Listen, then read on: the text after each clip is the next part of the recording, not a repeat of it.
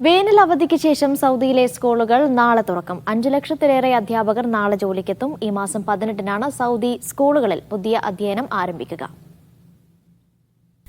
കടുത്ത ചൂടിനിടെ വേനലവധിയിലായിരുന്നു സൗദിയിലെ സ്കൂളുകൾ. വേനലവധി അവസാനിപ്പിച്ച് സൗദിയിലെ പൊതുവിദ്യാലയങ്ങളിലെ അധ്യാപകർ നാളെ മുതൽ ജോലിക്ക് ഹാജരാകും.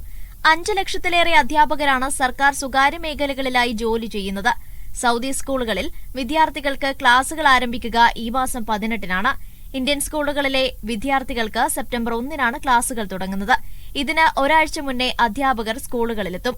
കടുത്ത ചൂടായതിനാൽ ഇത്തവണ പല ഇന്ത്യൻ സ്കൂളുകളും ചെറിയ ക്ലാസുകളിലെ പഠനം ഓൺലൈനിലേക്ക് മാറ്റിയിരുന്നു. 35,000 സ്കൂളുകളാണ് ആകെ സൗദിയിലുള്ളത്. ഇവ തുറക്കുന്നതോടെ റോഡുകളിൽ തിരക്കേറും. ഇത് കണക്കിലെടുത്ത് ട്രാഫിക് വിഭാഗം രംഗത്തുണ്ടാകും.